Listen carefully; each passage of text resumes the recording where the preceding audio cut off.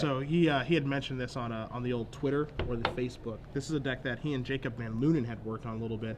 Anthony's been dabbling in Chandra Pyromaster decks for the past couple of weeks, looking at like big red strategies, and this is like basically the newest take on it with black instead of some people have been dabbling in red-white for Warriors, Helix, and stuff like that. Yeah, he's got Thunderman Hellkite. He also goes big with Desecration Demon, but he's got the Vampire Nighthawk and Drops Messenger at 3.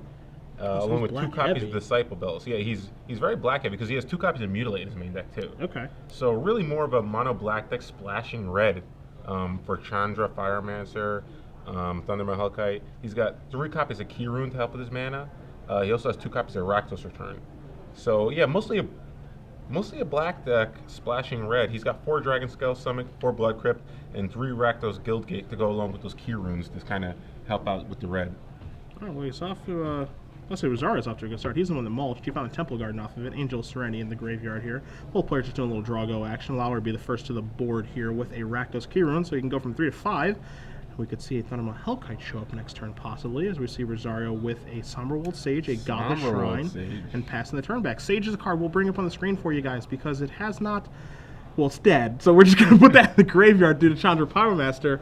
But it's a card that's seen some play off and on. Brad Nelson kind of took a Grand Prix by surprise with the 0-1 for 3 mana that can add 3 mana for creatures, but Chandra Pyromaster took that bad boy away. Yeah, and it looks like Rosario did have a Praetor of Behemoth in play, which could have, I guess, come down this turn if the Sage was still in play. But Lowry dealt with it with the Pyromancer, and now he can actually use the 0 ability of Pyromancer to exile the top card of his library if he chooses. So let's see what he wants to do, or does he want to just keep ticking up that Pyromancer? Even though he can't kill the Thragtusk, maybe he wants to try to get it to 7 eventually.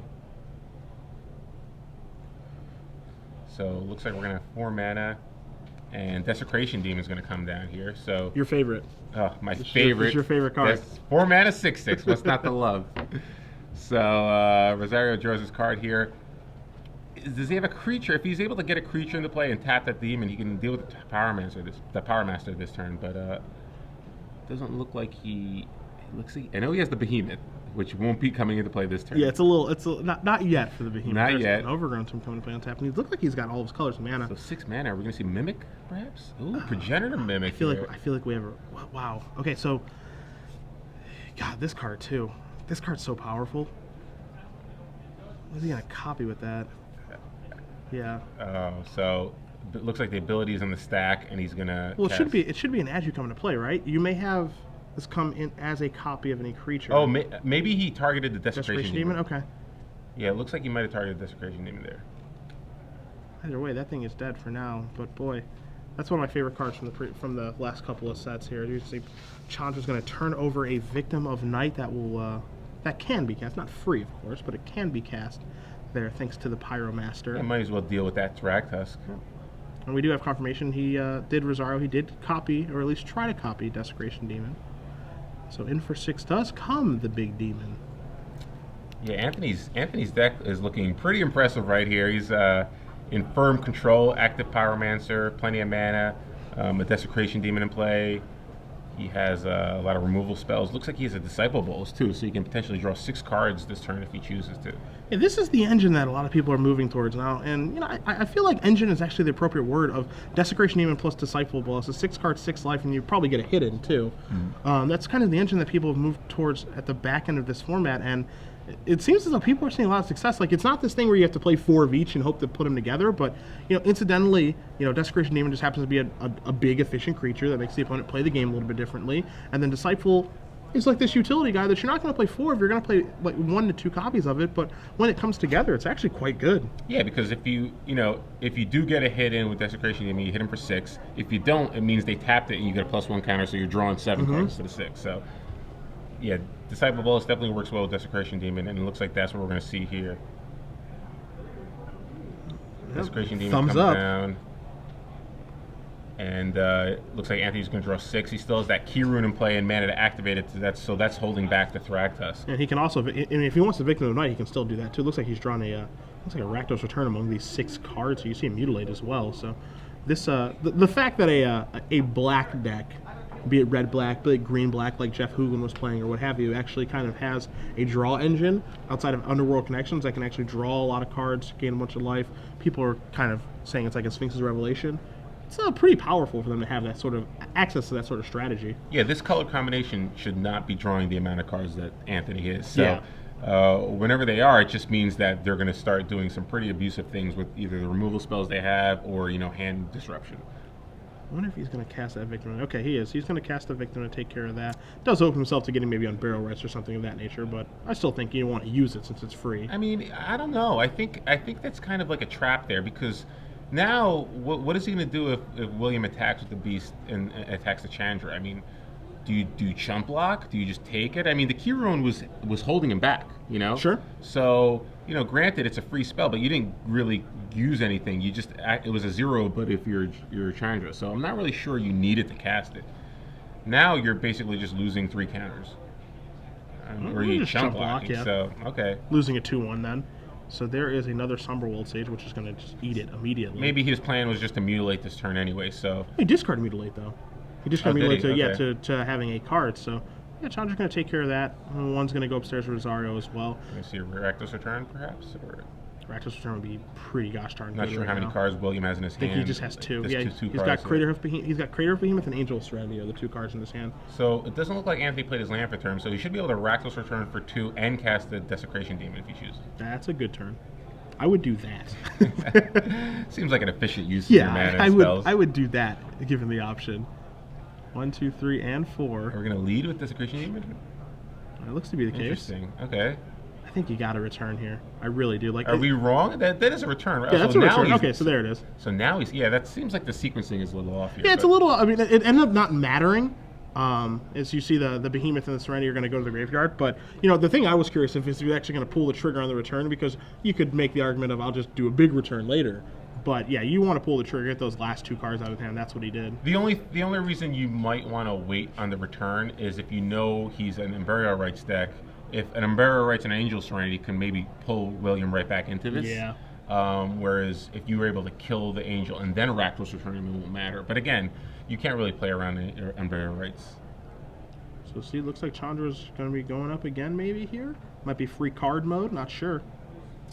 Yeah, it's almost that. I believe the ultimate's 7, and I think the ultimate is you get to reveal the top 7 cards, or you exile the top 7 cards and you can cast the spell. The ultimate's garbage. I've said it. I don't, it's not very know. good. Exile the top 10 cards, and you could choose a sorcery card or an instant and cast it 3 times. Yeah, not the best. I'm just going to put it out there. I don't hold back. It's not very good in this deck in particular. Yeah, if you're going to do it, you need it like in a red deck that can actually deal some damage or something. Or I can cast Tragic Slip 3 times. yeah. Rakdos Return for 0 3 times. Yeah. It's not the best I've ever seen it, but it's like a little utility card here. If you ever need to kill in a macro, you can cast Mutilate 3 times. So in the weird situation. Yeah. How an Emrakul got into your standard deck, I don't know. We'll ask those questions later. We know that Thundermaw Hellkite is here for now.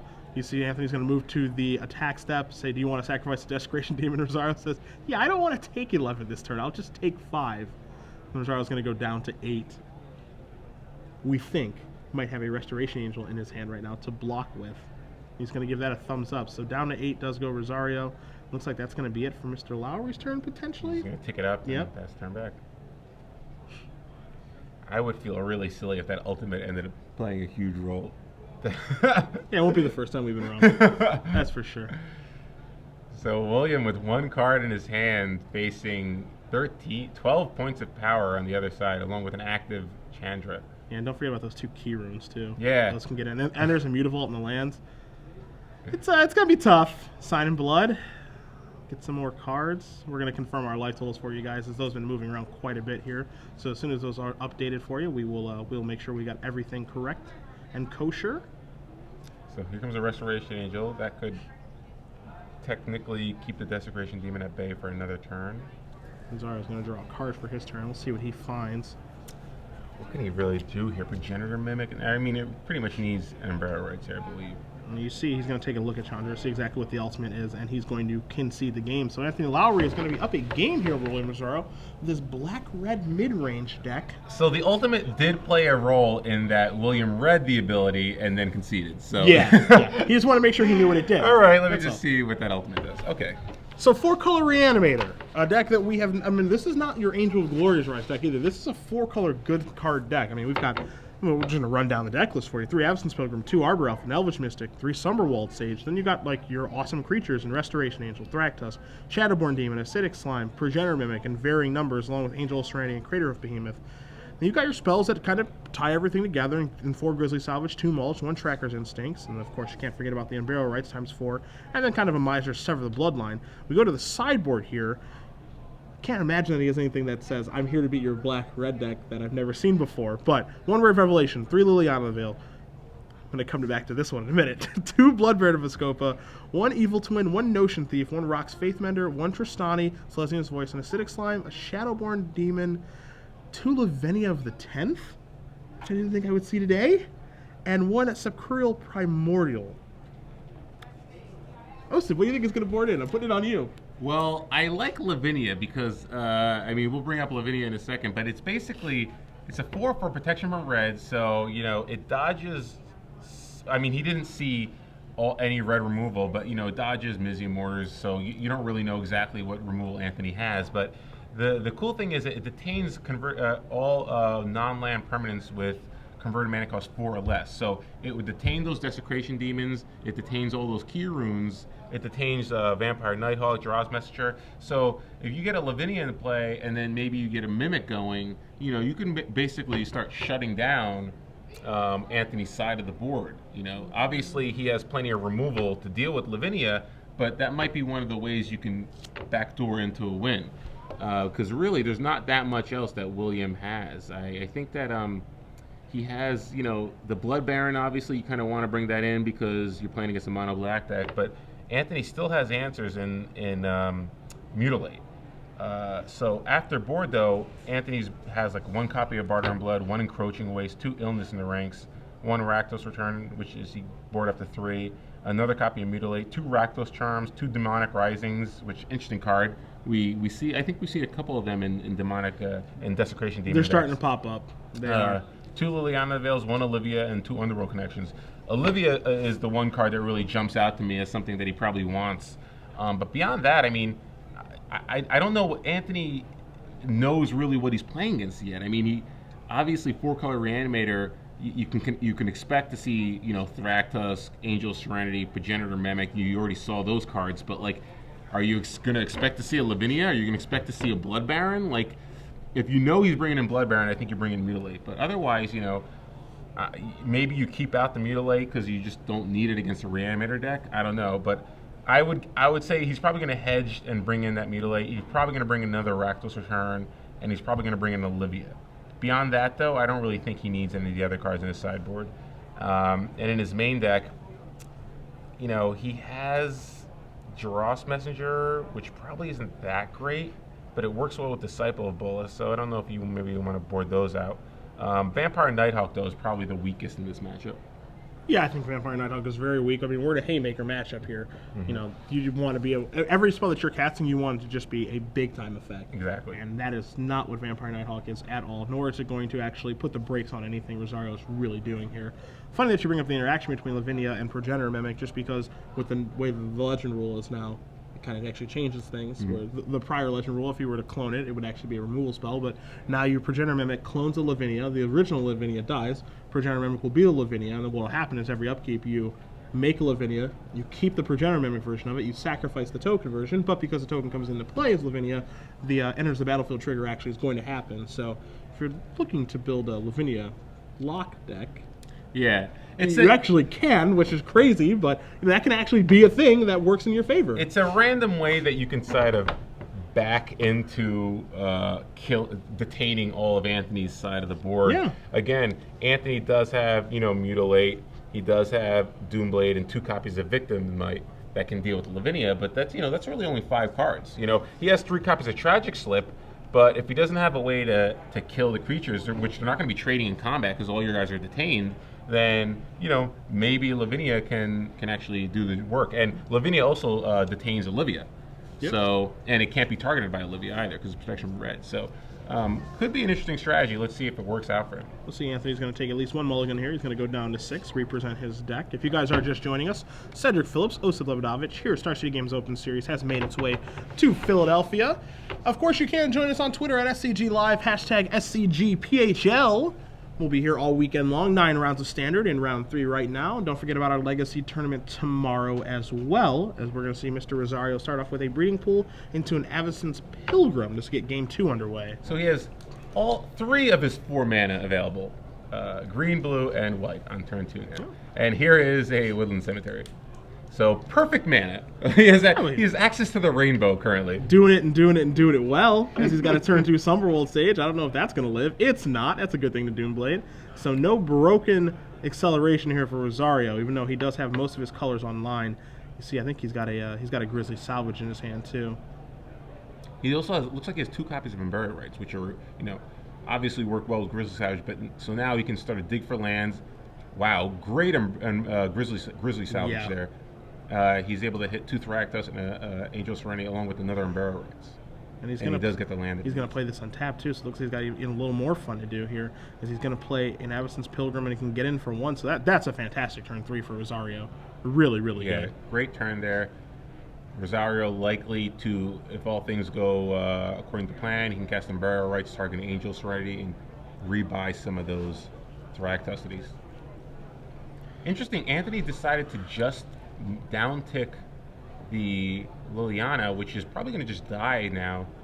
It could die to the Avacyn Pilgrim, but it doesn't look like William drew another land, so he's just going to be forced to cast Flashback the Unburial Rites and get back those Thragtusk along with another Avacyn Pilgrim. So Anthony a little fortunate there because it looks like his Liliana will at least survive another turn. But again, not really in great shape facing down a turn 4 Angel Serenity.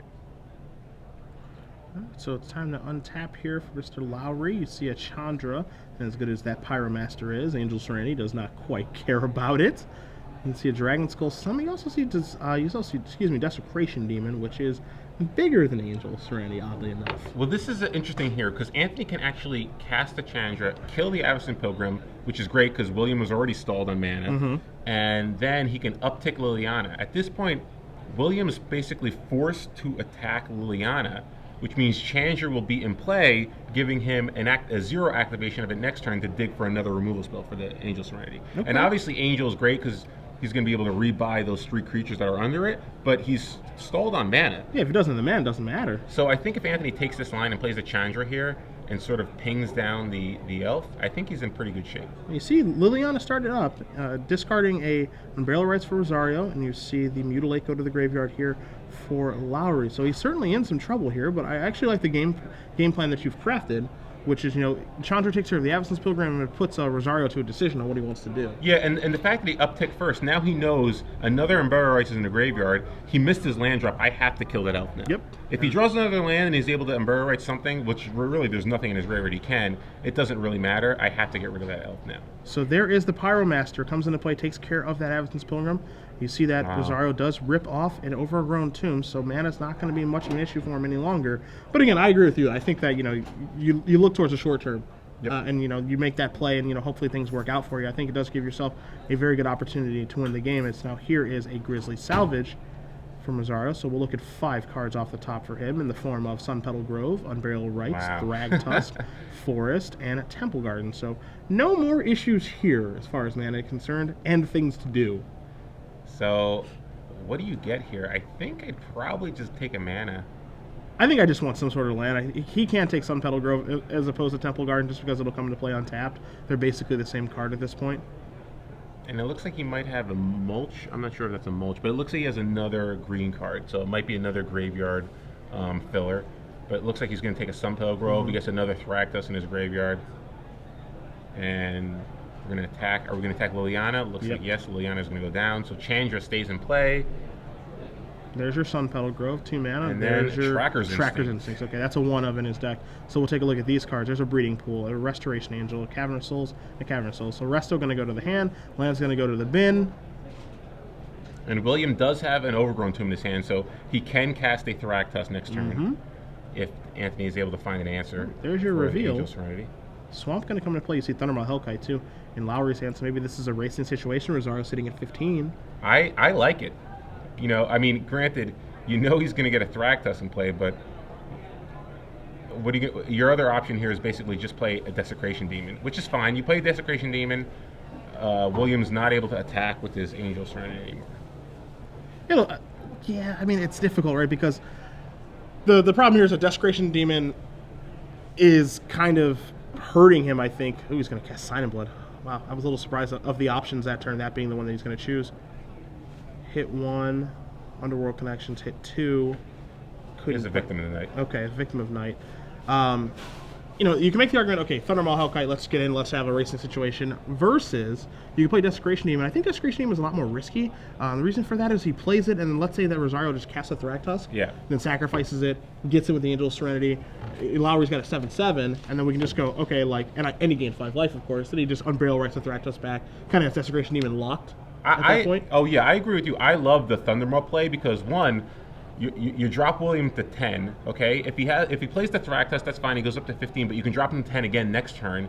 And the thing is, he has the Angel Serenity, but he still can't attack you with it because he has to deal with that Chandra. So you can cast the. Why don't you just cast the Sign in Blood next turn to try to draw a removal spell? Sure. You know, I don't know why you have to cast the Destiny, because if you cast the Thundermaw Hellkite that turn, then if you cast Sign in Blood on your turn, maybe you draw another land and you can go Desecration Demon that turn. So you're maximizing your mana. Now he's in a really awkward position. What is he going to do? And I'm actually surprised he didn't Victim of the Night the Angel Serenity to keep his Chandra in play for another turn. I mean, you know he's got at least a Thragtusk in his hand because he has an Unburial Rites in his graveyard. Yeah. So he can actually get it back that way if you want. So you know a Thragtusk is probably coming into play.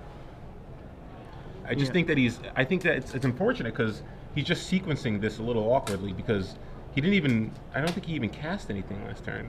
Yeah, I mean, all he did was cast a Sign in Blood and pass, and then he didn't cast the Victim of Night on Rosario's turn, so his Chandra bit the dust. Thragtusk came into play via Unburial Rites being flashed back, so he does gain his 5 life, gets his 5/3.